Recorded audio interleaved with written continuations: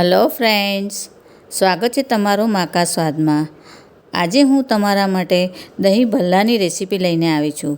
Recipe પસંદ પડે તો ચેનલને સબસ્ક્રાઈબ કરવાનું બિલકુલ ભૂલતા નહીં અને બાજુમાં રહેલા બેલ આઇકનને પણ જરૂરથી પ્રેસ કરજો, જેથી તમને મારા નવા વિડીયોની નોટિફિકેશન મળતી રહે અને તમે મને ફેસબુક અને ઇન્સ્ટાગ્રામ પર પણ ફોલો કરી શકો છો। એની લિંક મેં નીચે ડિસ્ક્રિપ્શન બોક્સમાં આપી દીધી છે। ભલ્લા બનાવવા માટે સૌથી પહેલાં આપણે એનું બેટર બનાવીશું। એના માટે મેં જે મેજરમેન્ટનો સૌથી મોટો કપ આવે છે 200 mlનો, તે 1 કપ અડદની દાળ અને 1 કપ મગની પીળી દાળ, એ બંનેને 5 થી 6 કલાક માટે મેં પલાળી દીધી હતી। હવે એની અંદર મેં 1 ટેબલસ્પૂન જેટલા ચોખા એડ કર્યા હતા। તો હવે આને આપણે પીસી લેવાનું છે।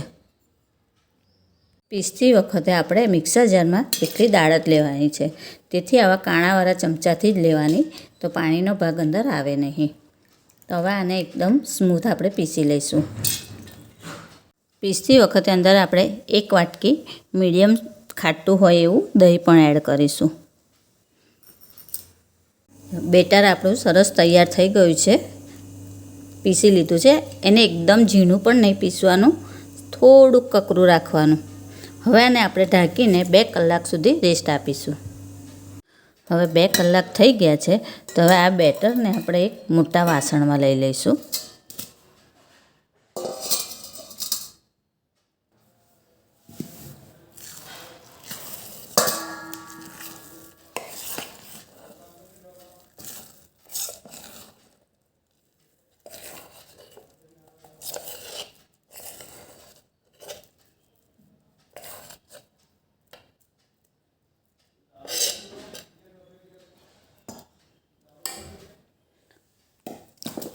એની અંદર હવે આપણે સ્વાદ મુજબ મીઠું એડ કરીશું।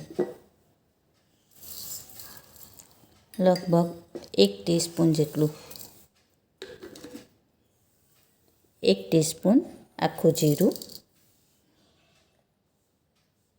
અને પિંચ જેટલું ખાવાનો સોડા એડ કરીશું। હવે આ બધી વસ્તુને મિક્સ કરી લેવાનું છે અને 6 થી 7 મિનિટ સુધી આવી તેને ફેંટવાનું છે અને એક જ સાઈડ ફેંટવાનું છે।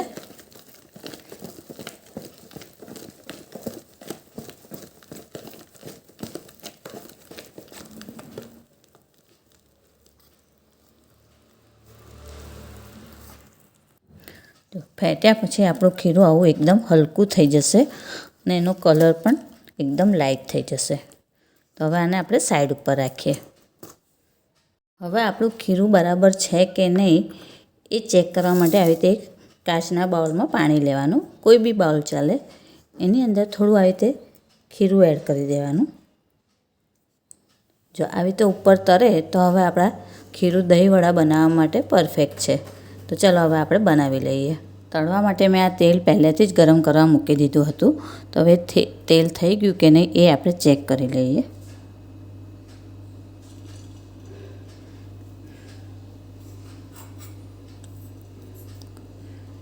તો આપણું તેલ થઈ ગયું છે, તો હવે આપણે દહીંવડા બનાવી લઈએ। આવી રીતે મીડિયમ સાઇઝના બધા વડા મૂકવાના અને ગેસની ફ્લેમ મીડિયમ જ રાખવાની।